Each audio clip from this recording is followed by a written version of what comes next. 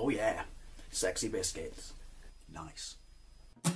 Long before 1975, a YouTuber is on the rise, reviewing games and sometimes friends, but Long Boys Bros 1975.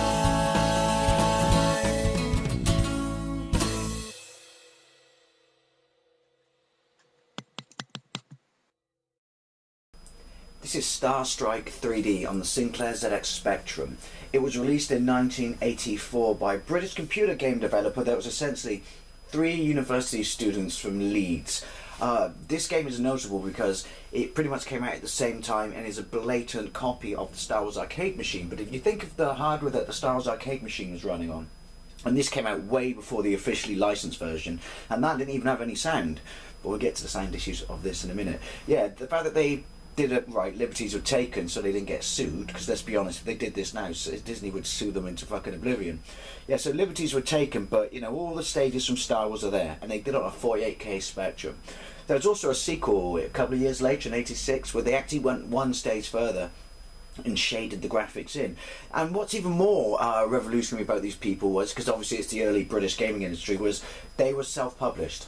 It's not like a big software house came along. It was their software house and they self-published, right? I have very fond memories of this as a kid because I loved the Star Wars arcade machine, and you know, this was as close as I could get to play it.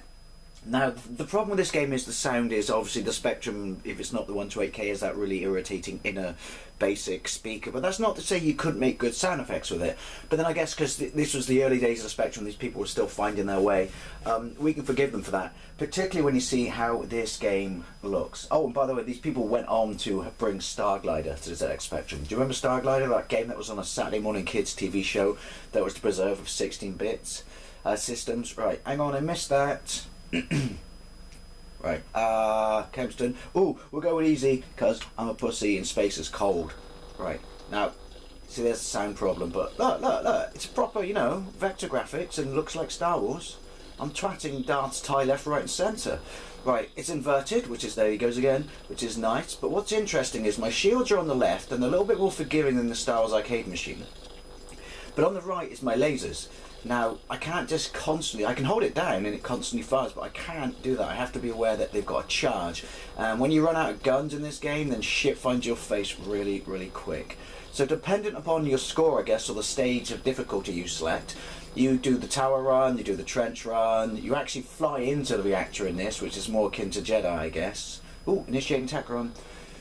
So we don't, because there's a level when you have to shoot the towers. As I said, think Star Wars, think blatant rip-off. I don't think this came out on the Commodore or the Amstrad. In fact, until later on, when I could be wrong, when the real-time software, basically real-time games, I should say, they preserve the Spectrum. But that's just a guess from nostalgic memories. But look at it, you know, think about it. Think about Star Wars in the arcade in 1984, and think about this, you know, in the infancy of the ZX Spectrum.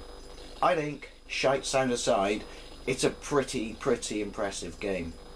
Plus the centering is not as annoying as it is on other Star Wars games, even right up to date. Right, so here we go. Dodge catwalks. There might be people in them after all. Oh, see? Right, it's got attribute class, but you know, it's vector graphics, what do you expect? Shit. But yeah, you know, proper vector graphics, proper 3D. Can I say proper any more times? Oh, catwalk.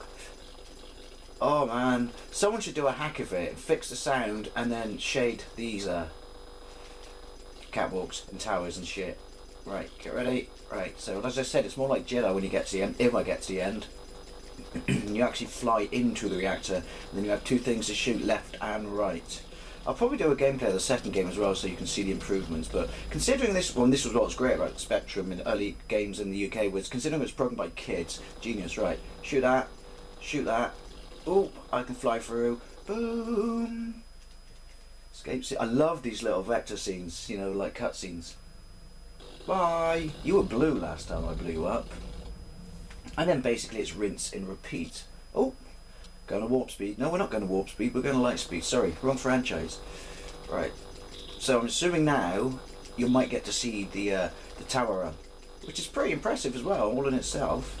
and obviously it's up the difficulty, so it is totally nicking Star Wars. The only thing I will say is I've noticed that that TIE fighter on the left that looks like darts constantly does the exact same attack run. I guess the Force isn't strong with him. Right. Oh. Ooh. Why do they wear lasers in the future look like clovers? Why is the milk a cow lilac? Right, come on. My thumb's hurting. I should just hold it down, but then might be pissed for your battery, you know, quicker than the Energizer Bunny. Right, here you go. Shoot 15 tower tops. Ooh! If you spin, it means you've actually, you know, face planted the tower. But yeah, this starts where it starts to get a little bit more frisky. Luke, you've switched off your attack computer. What's wrong? Nothing. I'm going to use a hokey religion instead of $16 billion worth of state-of-the-art fighter to destroy the Empire. No offense, Luke, but I'm in command. I think you should turn your fucking computer back on. Just saying. God has no place on the battlefield. Even when he is a thespian English actor. Ooh. Right, how many tower tops? Does it tell me how many I've got? Oh, 9 to go.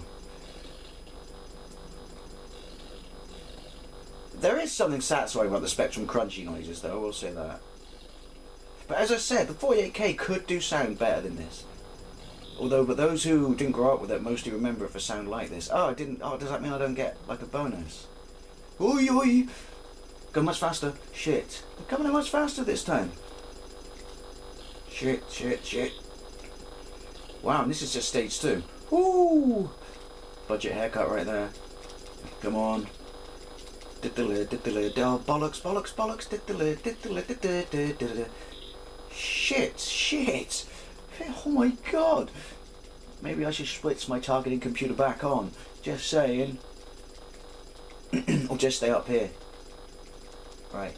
No. Right. He said penetrating. Ha.